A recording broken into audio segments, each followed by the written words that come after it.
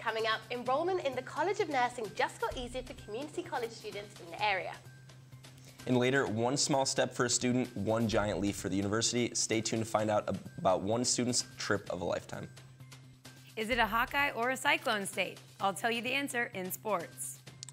Stay tuned for weather to find out when the sun will come out just a little bit this weekend. All that and more coming up on this Friday morning edition of DITV. Don't go anywhere, DITV starts right now.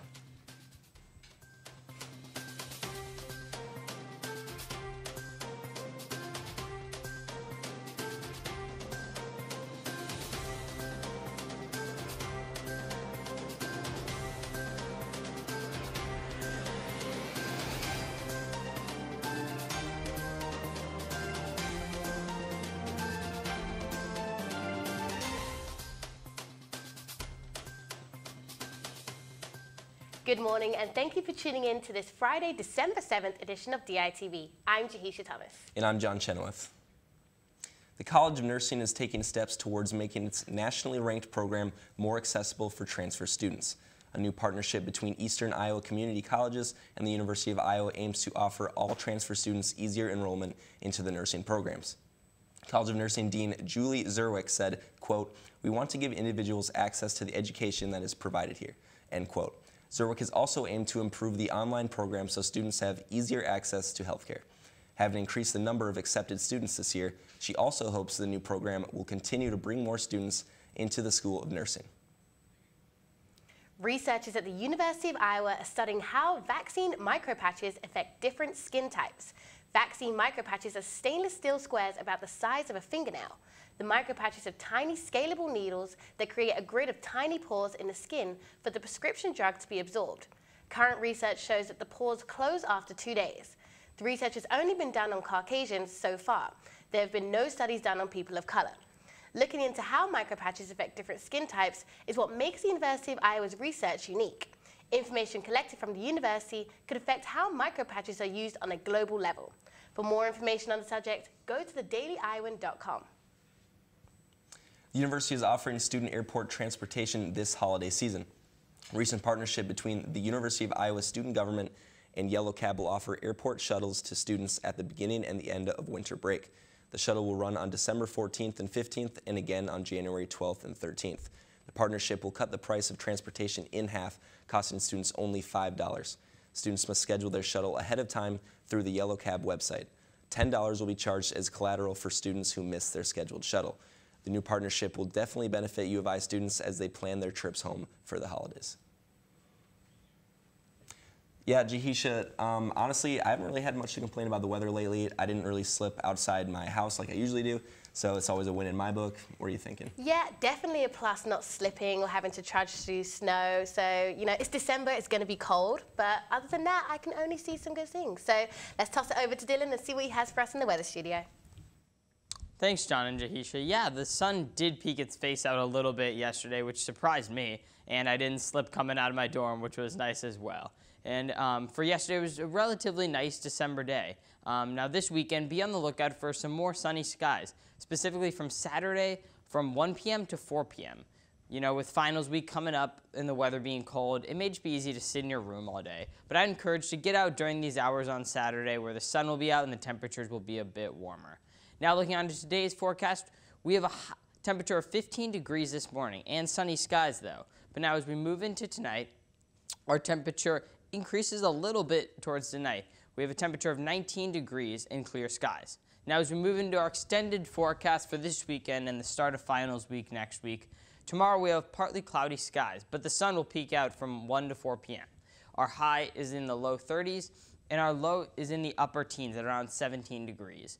Sunday we also have partly cloudy skies with similar temperatures of a high in the low 30s and a low in the high teens. Monday, the sun will come out in full force with a high in the mid-30s and a low in the high teens at 19 degrees. Tuesday, we return to partly cloudy skies with our high actually coming up into the 40s and our low getting into the upper 20s. So Tuesday is going to be a bit warmer of a one respectively. Finally, on Wednesday, we have a 40% chance of showers throughout the day there, but with our high of around in the upper 30s at around 38 degrees and a low in the upper 20s. Well, that's all I have in the weather studio today, but try to get outside a little bit and enjoy the sun this weekend and study for those finals. Guys at the desk, back to you. University of Iowa student got the experience of a lifetime earlier this week. Senior Zachary Lupin was only one of the 40 people selected to watch the SpaceX Falcon 9 launch in Florida on Wednesday. Lupin, who is studying astrophysics, was selected by NASA to view the launch and post pictures and videos to social media. Lupin utilized the university's Twitter account to post his content from the event.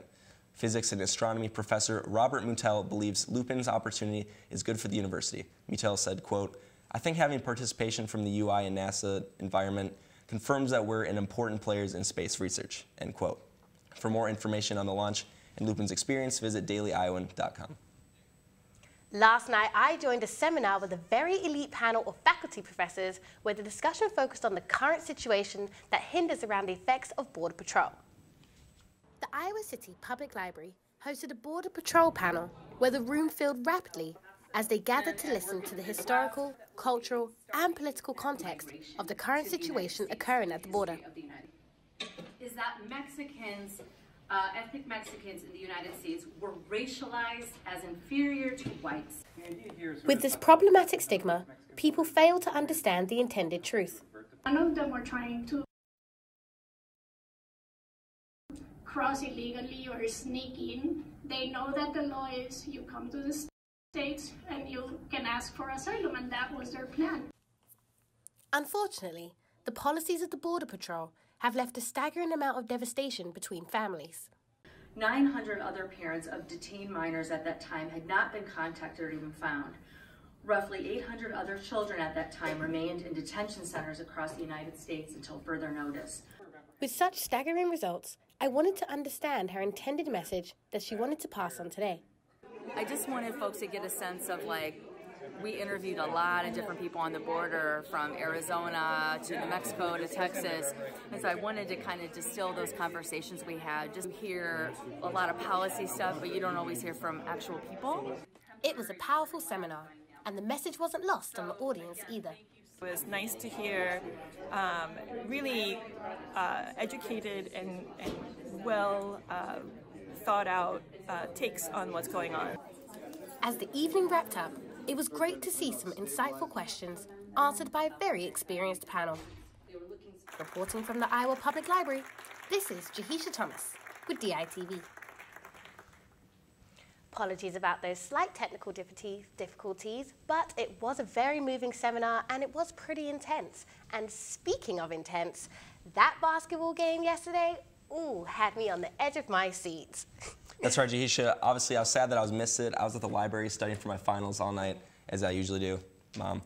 And I say we toss it over to the sports studio and see what they got for us today.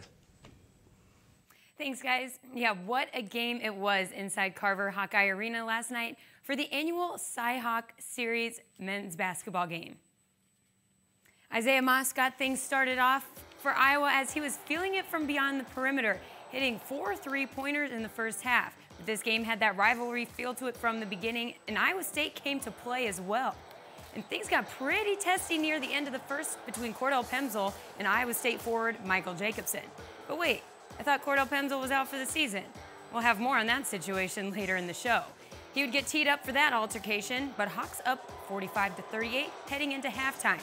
In the second half is when Iowa completely took over. Nicholas Barrett was draining threes, and Tyler Cook dominated the post and finished with a game-high 26 points. Iowa would be able to come out on top of this very heated matchup and win the Cy-Hawk matchup 98-84. We locked into the game plan, and we came out and played together for Iowa's one for the whole game, so it was a great win for us. This game's special. It's Iowa State, in-state rivalry, and they will come out tonight and get a win, and really proud to call it a Hawkeye State. Now, as I hinted at earlier, we saw a familiar face out on the court last night. DITV Sports Director Lucy Rohden has more on the return of Cordell Pemsl. It had been 28 days since the last time we saw Cordell Pemsl out on the court, until midway through the first half against Iowa State, where Cordell made his return. Well, we know exactly what Cordell's going to bring to us on the floor. He's fiery, comes in and energizes himself and the rest of the team. I know his passion, you know, is infectious. So having him back on the floor is great. But just 2 weeks ago, we thought that Cordell Pimsl's season was over as he needed a season-ending knee surgery. Or so we thought. The first week or two, I was like, wasn't feeling much better. We kept doing all the rehab and all the work with our trainers, and around the Wisconsin game, I started feeling a little better, but I didn't want to push it. I just was doing my thing. After the Michigan State game, I was feeling good, and I told our trainer, I was like, I think I want to try practicing. So I tried Tuesday, I felt good. Practice Wednesday, I felt good waking up this morning. So I told Coach, I want to give it a shot. Pimsl had 8 points and 6 rebounds in his first 16 minutes back on the court. So what's next for Cordell? Wake up, see how I'm feeling, and we'll take it from there, day to day. Reporting from Carver Hawkeye Arena, Lucy Rohden, DITV Sports. And Cordell actually isn't the only Hawkeye to make a remarkable return to the court this week. With more is DITV's Natalie Acapetti. On November 2nd, junior guard Kathleen Doyle suffered a 3rd and 4th metacarpal fracture in her left hand at practice. She was expected to miss 4 to 6 weeks of her season. After receiving news on Monday, things changed. We did not get a call from our hand specialist until 4 o'clock on Monday. So we did not know until, and we didn't practice until Tuesday. I mean, she had 1 practice leading up to this game. And without question, she impressed the fans in Carver Hawkeye Arena. Obviously coming off a broken hand, I think she had, that's tough to do, you know, come back and score however many she did, but she's a great player. She's hard-nosed, does what she does, gets to the rim, gets to the foul line. Obviously for her first game back, it's pretty decent. Doyle had a game high of 22 points and was 6 for 6 from the free throw line. I'm still alive, barely breathing, as they say.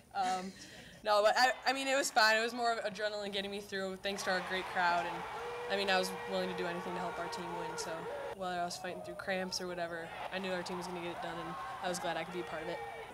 With that being said, Doyle and the Hawks will be back in action on Saturday at 2 p.m. to take on IUPUI. Reporting from Carver Hawkeye Arena, Natalie Acapetti, DITV Sports. It's so good to have Kathleen back out on the court. But in other news, tight end TJ Hawkinson was named to the Walter Camp All-American Second Team last night at the College Football Awards. This comes on the heels of Hawkinson earning the 2018 John Mackey Award, which goes to the nation's top tight end. You can catch TJ and the rest of the team one last time at the Outback Bowl on New Year's Day, and here's to hoping it's not the last time we see Hawkinson in black and gold. That's it from me in the sports studio. Come back on Monday for highlights from another busy weekend in sports. Thank you, Taylor. It's Friday, and that means it's time for our ICAC Animal of the Week. This is reserved for that one special animal in the Iowa City Animal Care and Adoption Center who is ready to meet their new family. This week's furry friend isn't that furry. This week's animal is June. June is a beautiful blue and gray parakeet. Her only fear is if you adopt her, and she can have many years together. If you're someone who sings while they get ready for your day, you can turn your solo into a duet with the little June. It may be freezing in Iowa right now, but if you adopt this little bird, it'll be June all year long. June is looking to fly right into someone's heart. For more information about June, check out the ICAC website, call the phone number, or just give him a visit. Thank you for tuning in to this Friday morning edition of DITV. Be sure to head over to dailyiowan.com for all your latest news. And if that is enough of Daily Iowan for you, be sure to check out the print edition of the news on stands now. For DITV, I'm Jahisha Thomas. And I'm John Chenoweth. Have a great day, Iowa City.